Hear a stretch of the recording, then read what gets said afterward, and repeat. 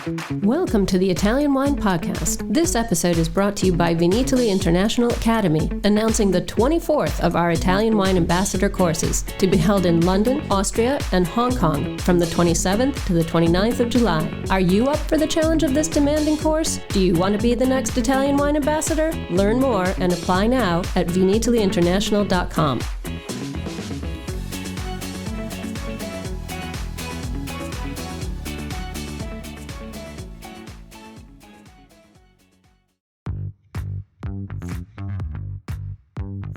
Welcome to this special Italian Wine Podcast broadcast. This episode is a recording off Clubhouse, the popular drop-in audio chat. This Clubhouse session was taken from the Wine Business Club and Italian Wine Club. Listen in as wine lovers and experts alike engage in some great conversation on a range of topics in wine. If you enjoy listening, please consider donating through ItalianWinePodcast.com. Any amount helps cover equipment, production, and publication costs. And remember to subscribe and rate our show wherever you tune in.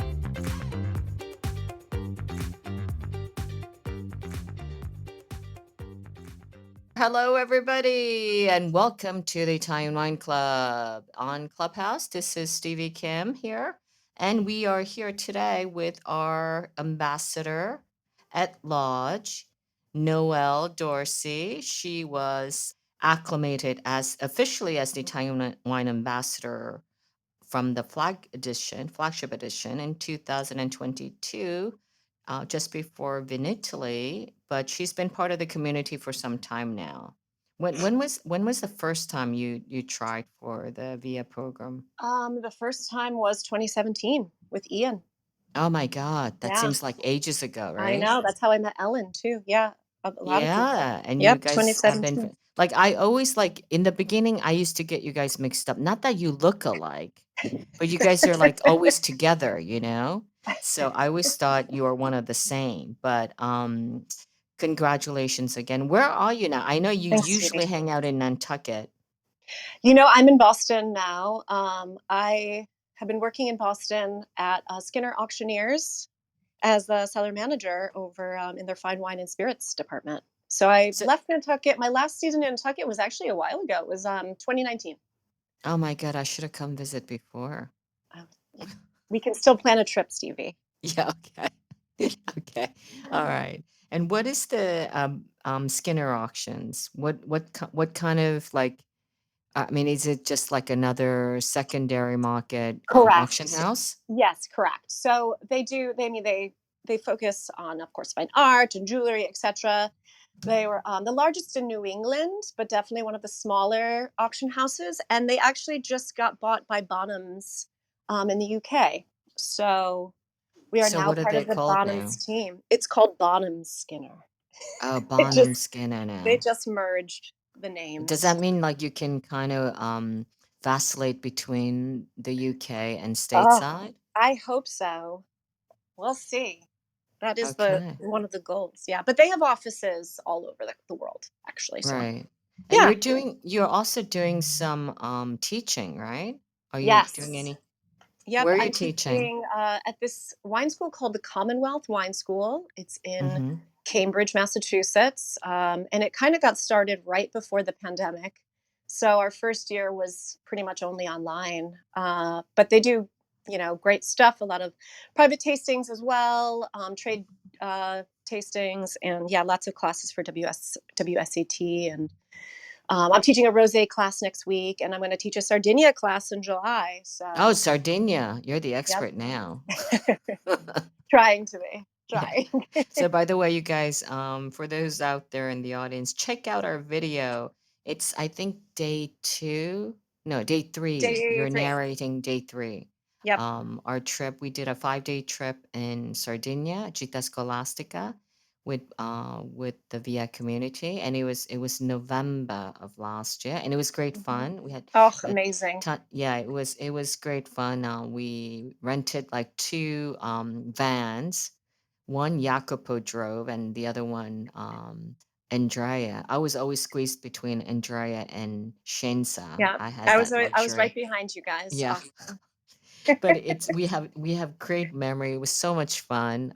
So check out the video. It's on the Mama Jumbo Shrimp, our sister channel, YouTube's that we started about 10 months ago. So check that out. And also subscribe, you folks. Subscribe to Italian podcast as well. All right, let's go on with the show of today. Today's call is with Mario Zanusso, and I believe I've not never met him. Why did you choose Mario Zanusso? So I first got introduced to Mario's wines when I was a wine director at this restaurant in Boston called Island Creek Oyster Bar.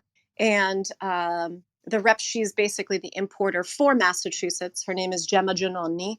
And she brought in Ferdinando to taste the wines. It was the first time I'd ever heard of them. I guess this was probably 2015 or so. And, always looking for really pure, crisp, mineral driven whites. The list at the time was 80% white.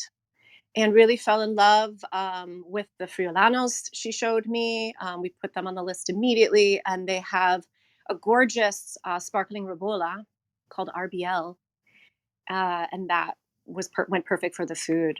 So I really fell in love with these wines. It was my first introduction, and their whole ethos of more natural, minimal intervention winemaking. Yeah, and then Ferdy and Mario have come to Boston a few times, and then I was lucky enough to stay actually at acclaimed for a week in 2017 fall. I was gonna work a small harvest, but that didn't work out so great because it rained every day. So we decide they have a close relationship with Rado Vineyard in the Berda, and so luckily I got to at least go and pick some grapes over in the Berda. But the home is right in the vineyards, and I got to get a tour of the winery and the property and eat beautiful Friulan cuisine and go to La Subida, and it was a special time for sure. Yeah, as you know, we had our sponsor was Berta for the five-star wines judges this year, and that I went to that territory I believe last August. I think it was in August. It's absolutely beautiful. It's Oh, you stunning. cross the border without like noticing, just with the flinch of an eye. Like you can be in Berta one moment and you can be in Friuli one moment. So Right, it's right. there. It's amazing. It's beautiful. I love the wines from that area as well. Oh, So listen, what incredible. are the learning objectives from today? So today we're going to talk about the reasoning, I guess, behind the organic non-interventionist methods. Mario talks a lot about Ponca soil, and while some Italian ambassadors might know what Ponca soil is and its effect on the grapes, a lot of listeners won't, and about that. And also winemaking method for the Friulano grape. Okay, that sounds interesting and exciting. So take it away, and I'll pass the floor to you, Noel. But I will come back to see if there are any questions if we have any time. Okay? Sounds great. Alrighty, ciao. Ciao. Ciao, Mario. Ciao Noel. I'm going to just do a quick introduction about Mario and his wines, and then we will get into the questions, the interview. But I just wanted to say Mario Zanusso is a winemaker in Friuli Venezia Giulia. He is the winemaker at Acclaimed Wines, and they're based in the Colli Colli Orientali districts. He specializes in indigenous Friulian varieties, so Ribolla Gialla, Friulano, most recently Schioppettino, as well as Malvasia. And they do a more natural, non-interventionist approach, so really pure, beautiful wines. The history behind the winery is fascinating.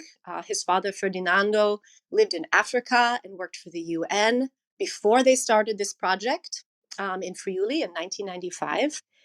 And basically, I think it was after, and Mario can give us more background, but Ferdinando's wife was from this region, the Collio area, and they moved back and started this vineyard and this winery with not much winemaking experience. So I'm very, very excited to talk to Mario about it. Ferdinando did pass away in 2020, right before the pandemic. So before it was just Ferdinando and Mario. and now Mario is the sole proprietor. So yes, that's the background. And Mario, I'm very excited to talk with you today. Could you tell us a little bit about the family history and the background of Ferdinando in Africa? Especially, I'm curious, did you also grow up or did you also live there for a while with your mother and any siblings, or how did that go during that time of your life? Well, hello everybody. Hello Noel. Hello Stevie. Yes, I did live for a while in Africa with my father. When I was 2 months or years old, 2 months old, I was brought to Africa, and then I was raised there. But let's say that the story starts even before that, when my grandfather, who had my same name, Mario, was a doctor in Cormons, which is the capital of the Collio, DOC, and he was taken by the Nazis and brought to Germany in a concentration camp, and we never heard about him. My mother never met him. Actually, she still had to be born when he got taken away, and so let's say that the whole project is kind of going back home to put roots in my mother's birthland, which is Cormons. So after many decades of traveling around, especially in Africa, mostly in Africa because my father worked there, we had the chance to go back to Cormons in the mid 90s. So it was nice to get home.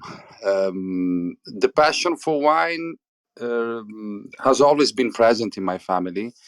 My father worked for a French company. That's why he was in Africa, because this logistic company had the headquarters in Paris. And these people trained my father, taught my father about good wines. These years, I'm talking about the 60s, were the good years for the French wines. You could still afford them. They weren't so expensive, such expensive as today. So my father, who was a very deep and let's say intellectual man, liked to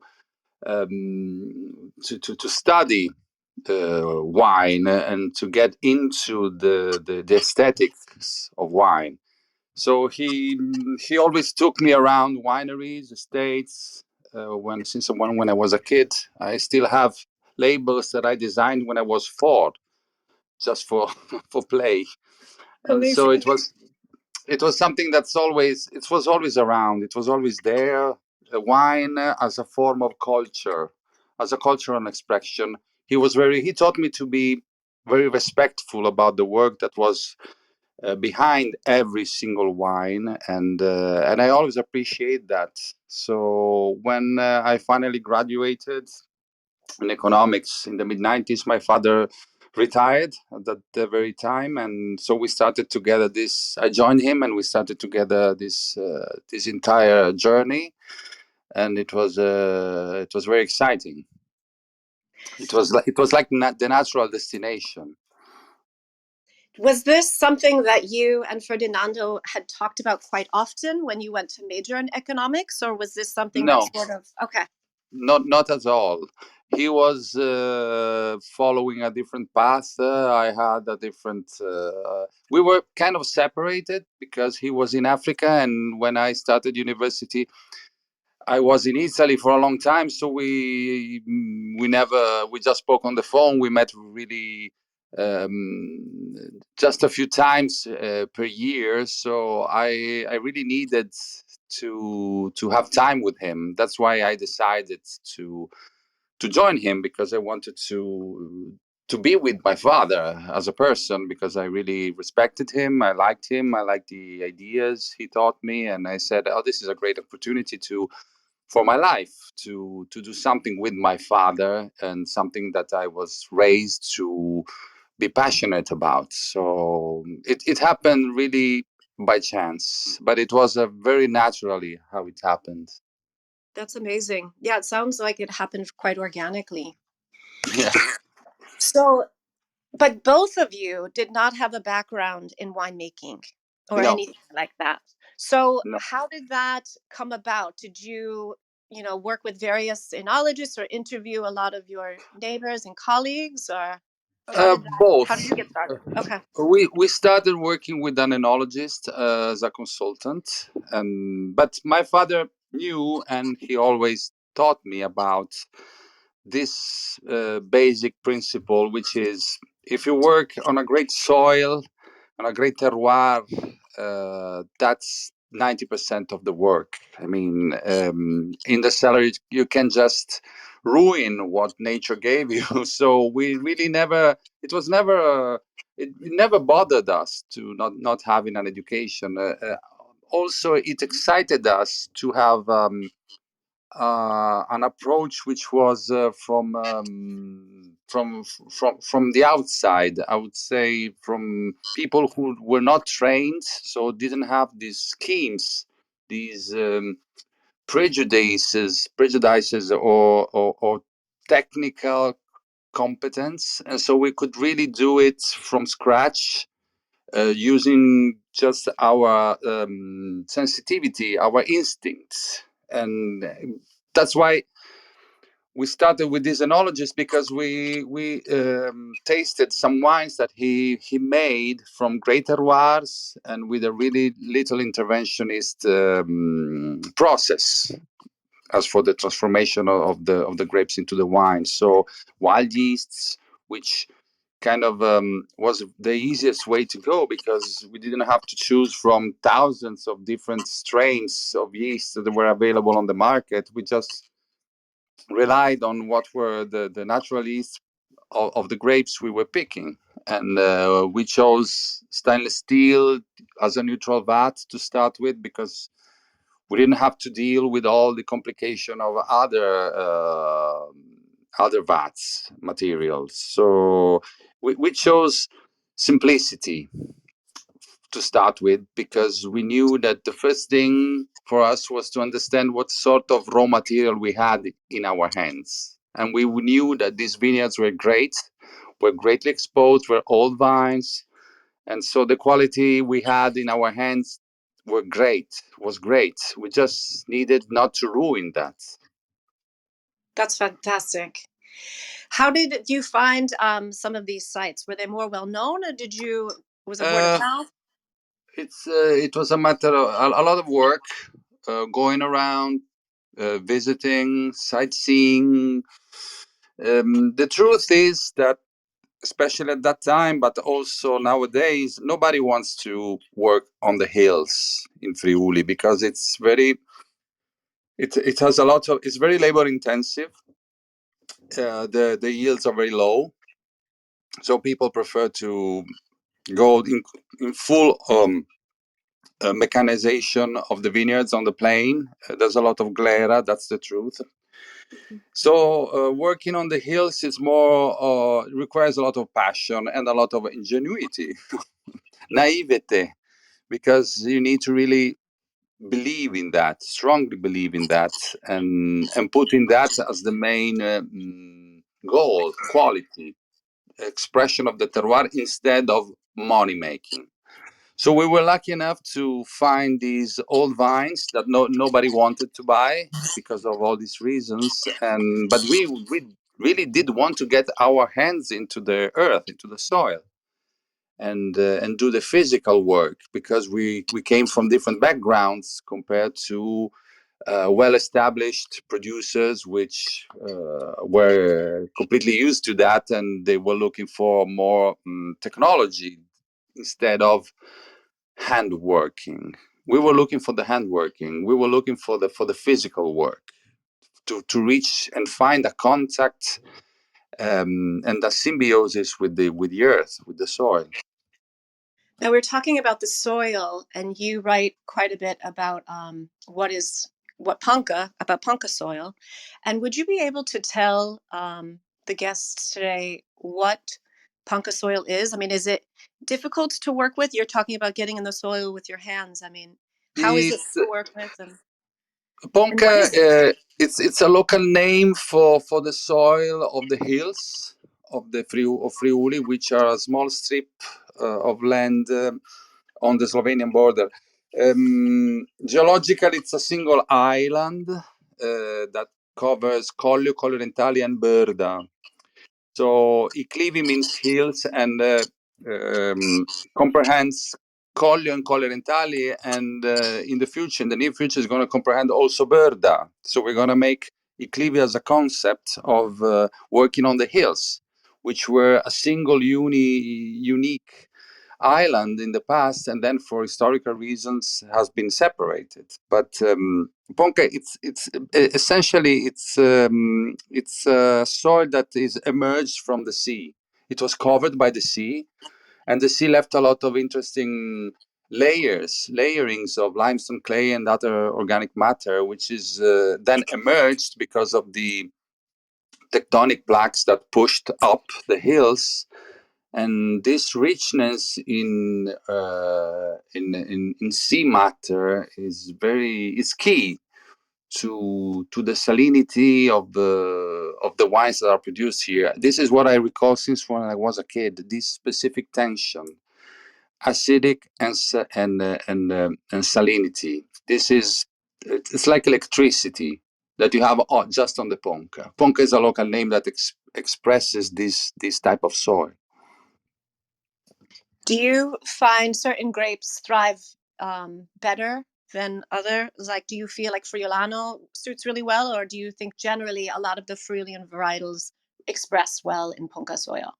I think many different grapes can express the essence of the soil. Friulano is challenging, it's very interesting, and it's traditional. So focusing on local native grapes is a way of simplifying the communication about the Ponca soil. Unfortunately, we have like 23 different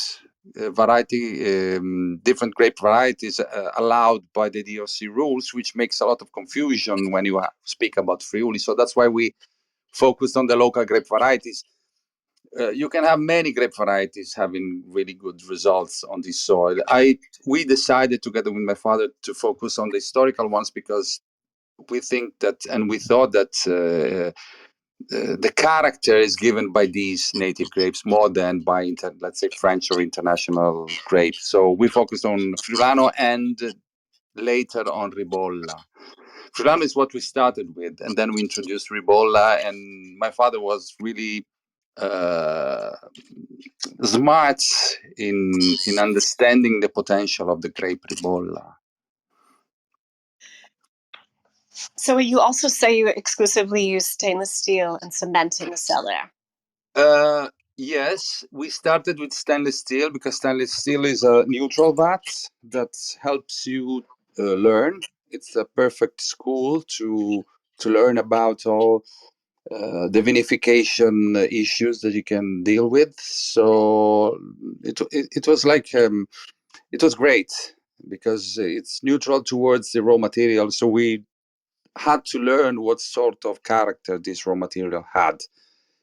We weren't ready to use other containers, but now 2 years ago I started also adding some cement, and last year, this past vintage, I also added some oak. This is because it's the natural evolution of a maturation of a path which has to involve all sort of material. I call it a secular approach to winemaking, not focusing on just taking one specific container and sticking to that for the entire life, but trying and experimenting how to express the same style towards different materials. Excellent. I'd love to try some of these at some point soon. So this is the first time you've ever used oak, basically, in your practice.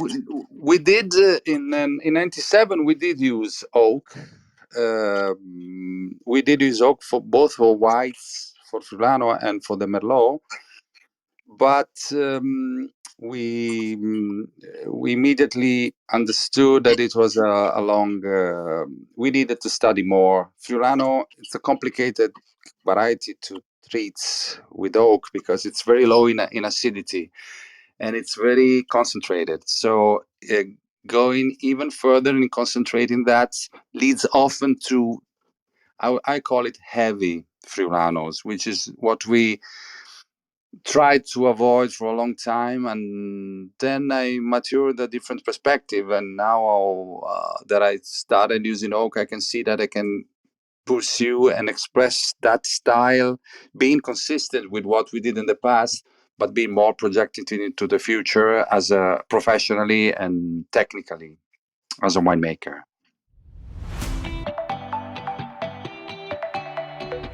Thank you for listening to Italian Wine Podcast. We know there are many of you listening out there, so we just want to interrupt for a small ask. Italian Wine Podcast is in the running for an award, the Best Podcast Listening Platform, through the Podcast Awards, the People's Choice. Listener nominations is from July 1st to the 31st, and we would really appreciate your vote. We are hoping our listeners will come through for us, so if you have a second and could do this small thing for us, just head to ItalianWinePodcast.com from July 1st to the 31st and click the link. We thank you, and back to the show. One of the prolific wine moments I've had was tasting, I think it was the 97 Galea Friulano. Yes. It was incredible. And it was sort of this moment when I realized how well Friulano can really age. And Yes. it was really like a pristine, gorgeous moment for me. Are any other producers working with the Brazan and Galea vineyards, or can you tell us a little bit more about both of these sites and Yes. the style contrasts? Brazan was the first vineyard we bought in the mid-90s. It's southwest exposed, which is the best exposure, especially for Friulano grape, because it takes sun during the whole day until late in the afternoon. And so the maturation is perfect for Friulano. So we started there. Then we were looking, it was a 2 hectares vineyard, so it was a little bit small. We were looking for something bigger to have an actual estate and to live after that. So we found the Galea, which was in a different province and a different DOC, but was just 3 miles away, and that was in 96. And so we got these 2 vineyards that had in common the age of the vines, which was very old for both of them. At the time was 60 and 70 years old. So we had this common trait, the perfect exposure, the age of the vine, which has become the main character of the grapes and hence of the wines. So we started from this very simple thought. We said we are not trained, we're not educated as winemakers, but if we start with a great crop, we can really make terroir wines, very classic, very let's say old-fashioned for the time, because in the mid-90s Friuli was really much making international style wines, which I would say nowadays are completely out-fashioned. But we were looking for something more pure and expressive of the classic history of Friuli, which is it's a culture of German influence, because especially the Colli was under the Austrians and the Germans. And so when the pioneers of the quality winemaking, I'm talking about bottled wine, when they started making good wines, they went to Germany to understand, to learn how to make really interesting wine, terroir expressive. Wow, I wasn't sure. I didn't realize that close German vineyard connection, but that makes sense with like the steeper hillsides Yeah, and whatnot.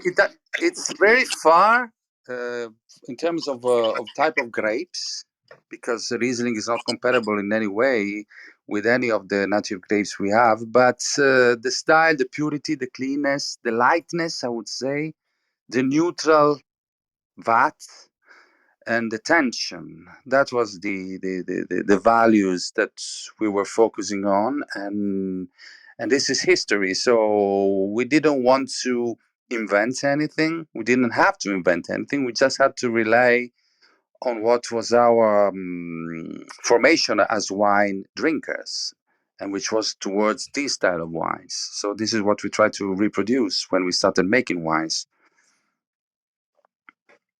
going back to a classic style, which then was forgotten, and now slowly maybe it's coming back. But for instance, I was tasting some wines today from the vat, my wines, 2021 vintage, so very young. We have to bottle some of them in a couple of months. We were making tastings, and I was shocked by the quality, by the tension, and the guy I was tasting with, he works with me, and he was looking at me and was saying, "Why are you shocked?" I mean, this is how wine should come in this soil. If you just don't screw it up. You just let the terroir speak. You make a very simple but precise and accurate vinification. This is the minimum. And I said, "You're right, but still I am amazed about how can it be so amplified, the terroir by this grape." I'm talking about Friulano. And it's still impressive. Every year I'm still impressed.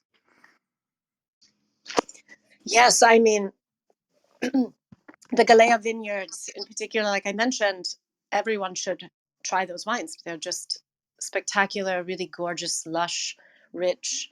And it's very exciting to hear that 2021 is showing quite well. I mean, was the harvest a good harvest this year, or how would you describe the harvest this year? 2021, I mean. The harvest was great. We had a full September without any rain, which is usually the main issue with harvest in Friuli. Usually in September the weather breaks, and so we have to work in the small windows of sun we have to pick up the grapes. But with this past vintage, we had the whole month, so we could really fine tune the picking according to the perfect maturation state. And also there is this thing that every year you gain more experience, you gain more confidence. So this shows into the wines because you can really make the right decisions effortlessly, and this leads to a very natural expressed wine. And it's difficult to explain, but the less you do, but knowing what you're doing, and the better the wine comes. Sometimes there is this bias given by the use of technology. We have so much technology, so we are going to use it. But this is going to break a balance that, and you're going to taste that into the wine. So let's say that year by year, every vintage, we learned, and we learned that we need to stay on the background of the work, not being in the center of the stage. We just to work behind the stage and make everything work right, the whole process, which is a very natural process if you're just playing with it or dancing with it, if you want to put it like that, very lightly, very casually even, but with perfect knowledge of what's happening. So in Boston, RBL, your sparkling Ribolla, is a true favorite. You can find it on so many wine lists here in Boston. Can you tell us a bit about this wine? And was the plan to create a sparkling Ribolla in the Asti method always the final result, or? No, it started from Ribolla. We really were excited starting working with Ribolla, so we started with the still Ribolla. But then we had an example of a great Ribolla sparkling for the enologist we were working with at the very beginning. And so we were tasting all the sparkling Ribollas, and we said, but this is a great sparkling. So the type of grape is great for sparkling because of its low pH, low sugar content.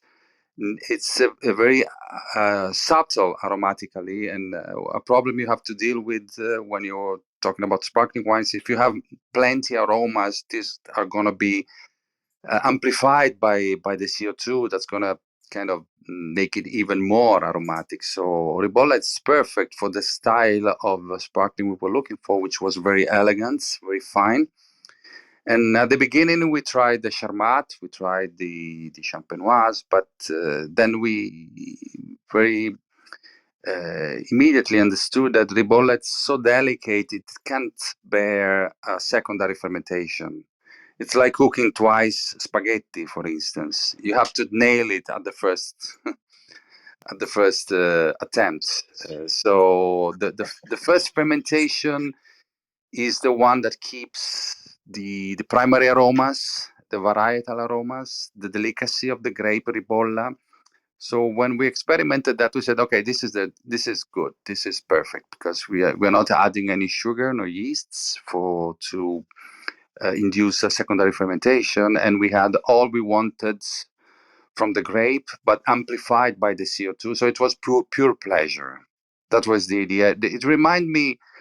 I remember one of the names I had in mind for that wine was Snow, Neve, because the purity, the clear purity of the moss reminded me of snow.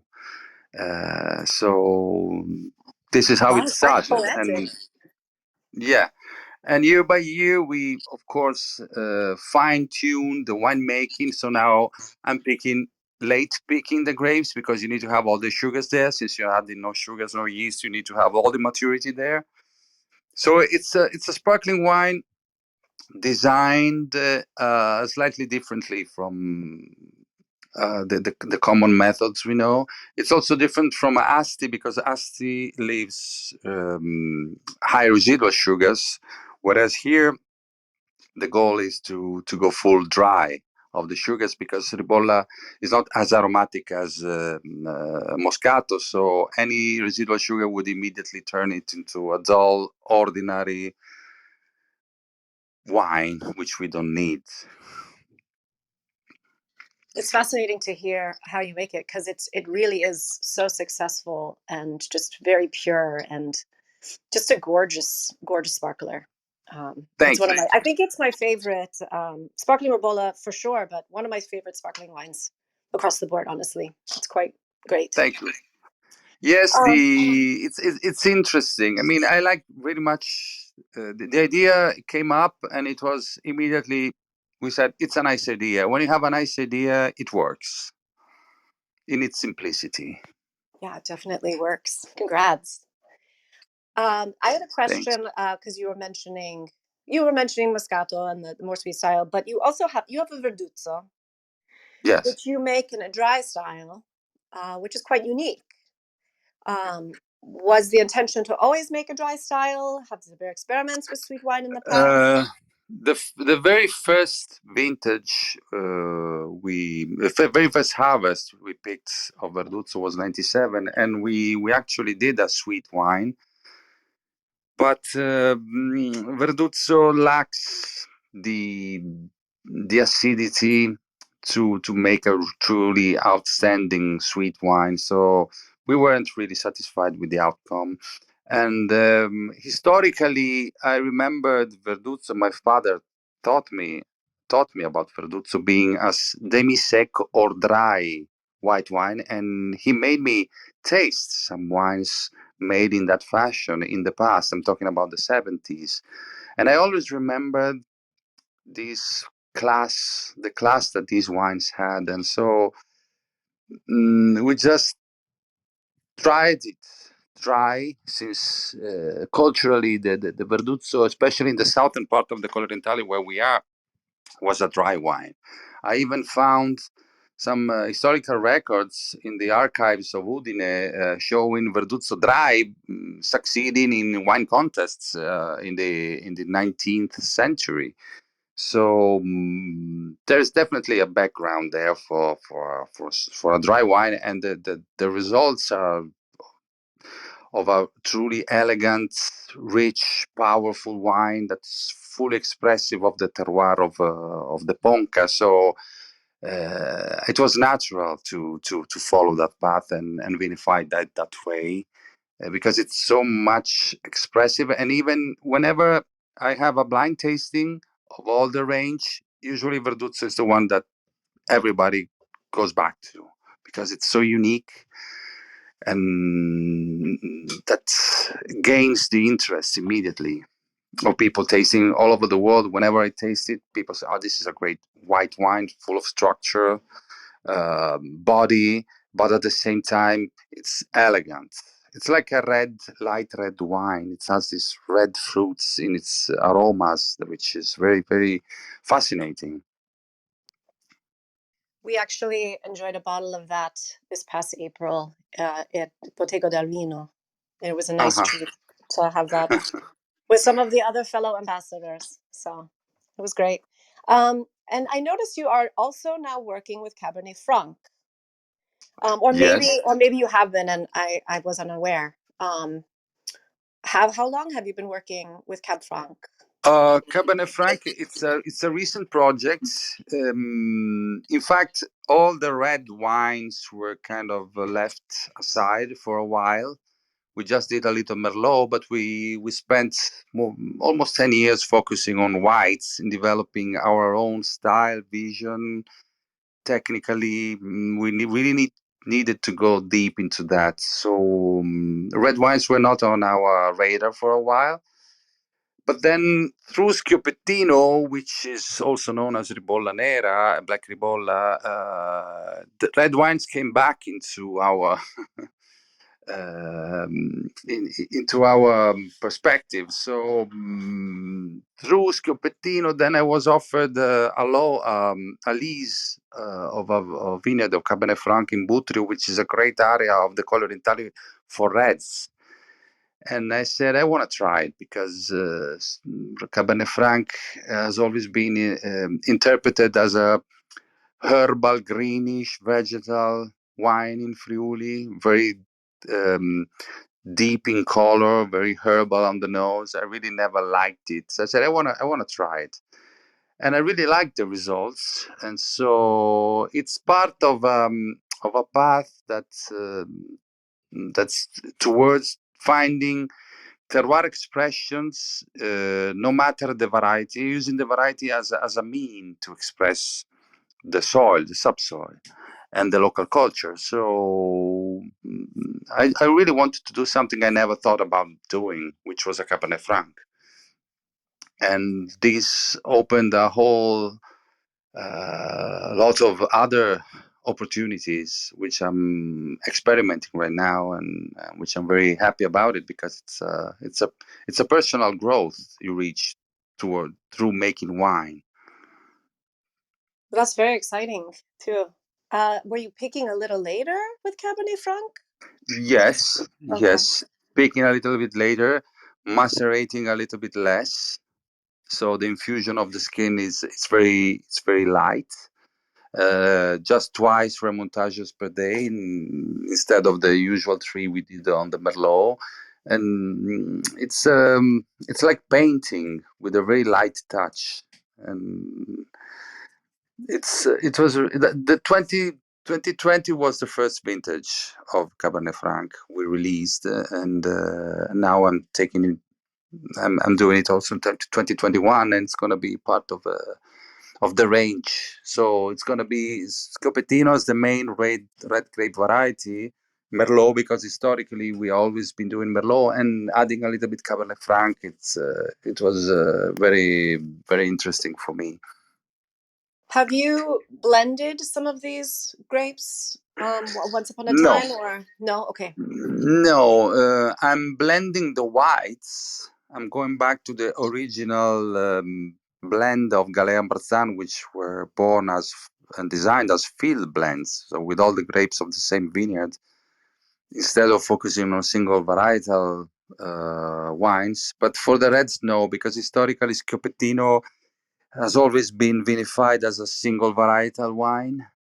So it goes for Merlot and Cabernet. So it's I'm not ready for that, and I'm not really much interested about that. I'm really focusing on blending the whites, In fact, the first vineyard we bought, we were talking about in '95.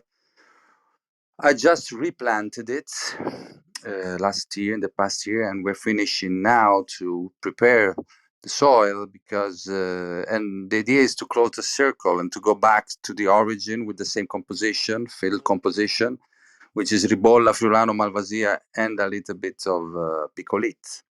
So the focus for the future, not only by myself but also by, let's say, the colleagues I'm really exchanging experiences with, is to go back to the blend of the grapes, white grapes, which is the local culture was more about that, more about blending different grapes, native grapes, instead of focusing on single varietal wines. And with that, it also feels like a full circle when you talk about Mario, your grandfather, Yeah, actually doing the field blends, and now you are coming back to make a style yeah. that was similar. That's which is beautiful. an old style. I think we lost, as a community of winemakers, we lost track of our history, which is there, and it's very simple what this history offers us as inspiration, and we are trying to go there, back there, getting over all these technology that we have been sold by a system that was also heavily subsidized. But whenever we think, when I say we, I'm talking about myself and other producers, we say, but in the 70s, people were making great wines with just very basic pumps, very simple technology, and the terroir sort of came out. It's something that nowadays is much difficult to find because technology kind of evens everything, and we're going kind of evening the wine from the hills to the plain. So instead of having the plain, the wine is making in the plain, looking up for quality to the hills, we're doing the exactly the reverse. And we need to lead the quality and to elevate the quality, just going back to what the classic history is. Well, that's incredible. I'm looking forward to trying some of these blends soon. And I have not yet tried the Cabernet Franc or Schioppettino either, so I'll have to ask Gemma Yeah. for a tasting. Schioppettino, I'm really particularly proud of because that's also a project that was born many, many years ago, always on. The impulse came, of course, from my father, who studied all the local culture, and he always taught me about Schioppettino, what was the original classic style of Schioppettino, a light wine, really spicy but very fine, and of course I have these blueprints in myself and I can't help it. So Schioppettino, it's a kind of the synthesis of many years of talking, traveling, discussing, tasting, and it's a wine I'm really, really happy about. Well, thank you so much, Marielle, for speaking with us today. It's been a real treat and treasure to be able to talk with you and revisit some of your wines again and hear your story. Thank you It's for having me. very interesting. Thank you.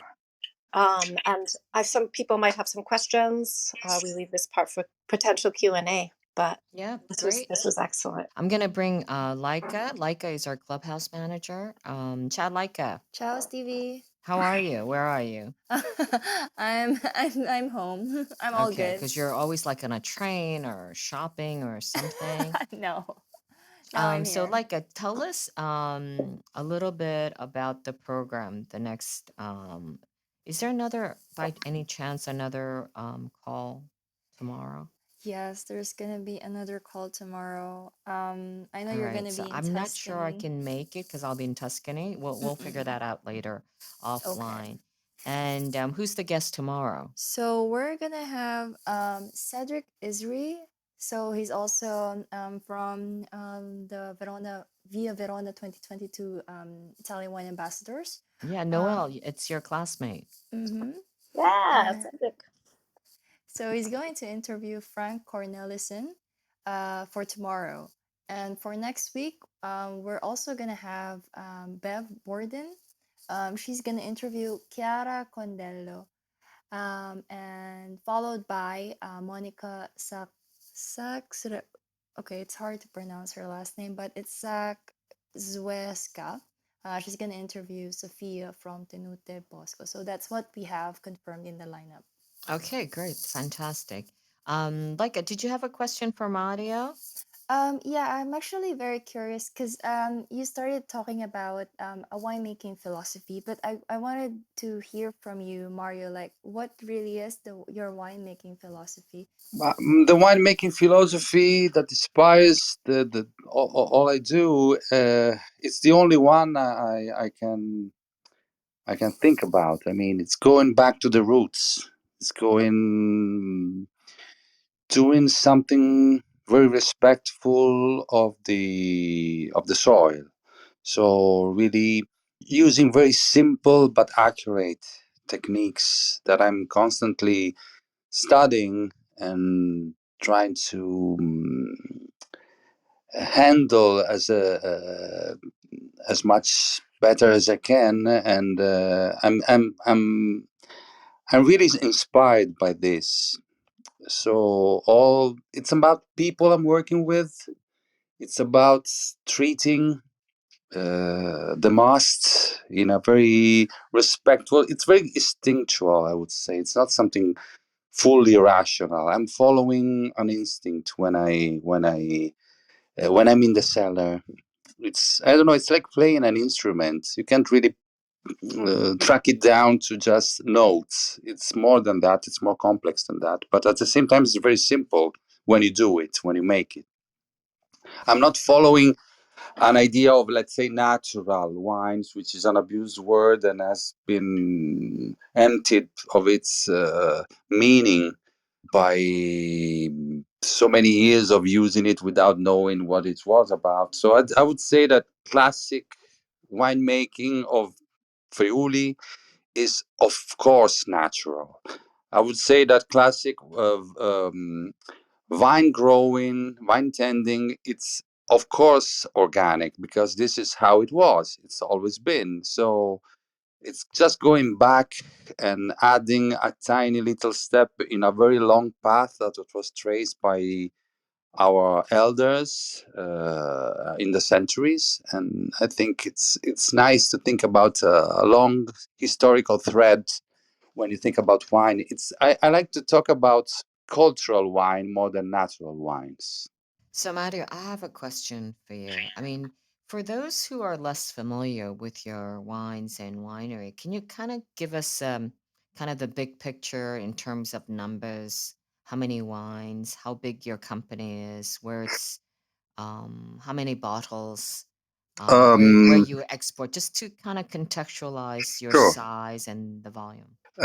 Today, we produce around 100,000 bottles, divided into 8 different labels, different varieties, and we export half of it.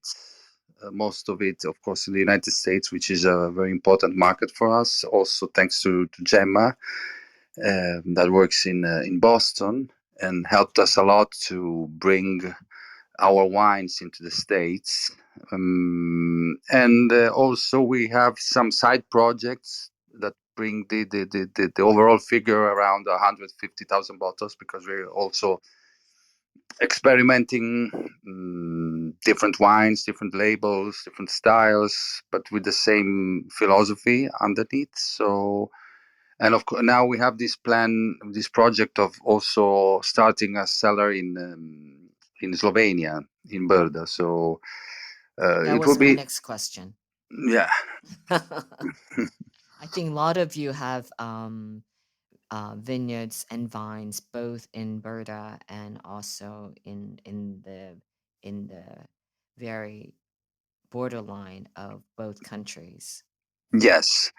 We don't, but I established very strong ties with very good vine growers on the Berda, because, of course, as I consider us a single region, Hmm.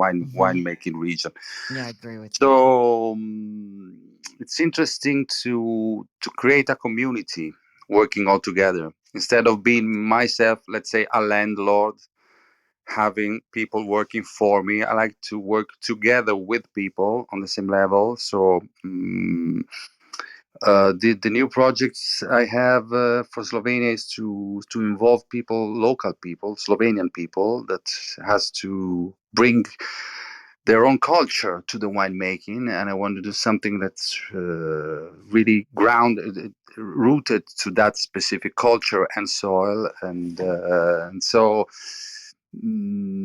yes, I'm just experimenting, as I was saying, and it's gonna be fun. So First of all, fun.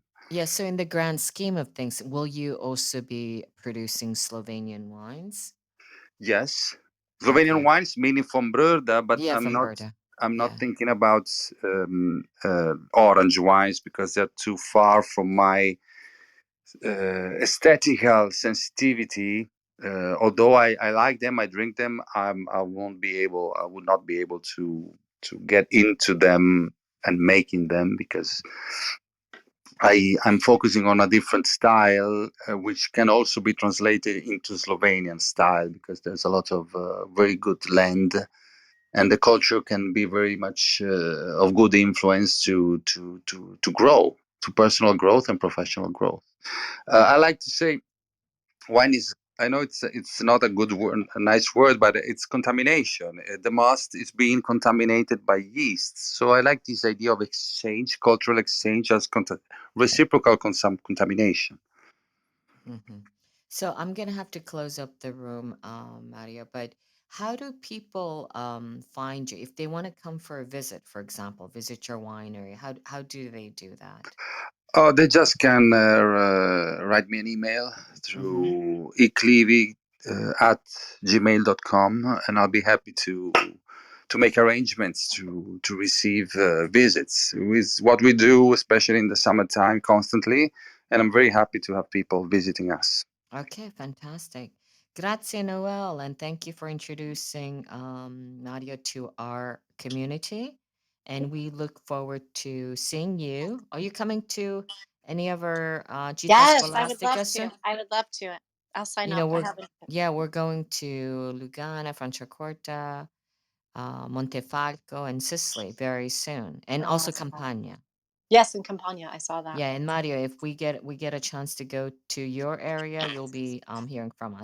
That's for Please sure. do. I'll be very happy. Okay, that's Okay, it. amazing. Signing off, and it's Thank a you. wrap. Have a good night, everyone. Ciao, ragazzi. Thank you. Ciao, ciao. Bye. Ciao, ciao. Swirl, sniff, sniff, sip, sip. Thanks for listening to this episode of Italian Wine Podcast, brought to you by Vinitaly Academy, home of the gold standard of Italian wine education. Do you want to be the next ambassador? Apply online at vinitalyinternational.com for courses in London, Austria, and Hong Kong, the 27th to the 29th of July. Remember to subscribe and like Italian Wine Podcast, and catch us on SoundCloud, Spotify, and wherever you get your pods. You can also find our entire back catalog of episodes at ItalianWinePodcast.com.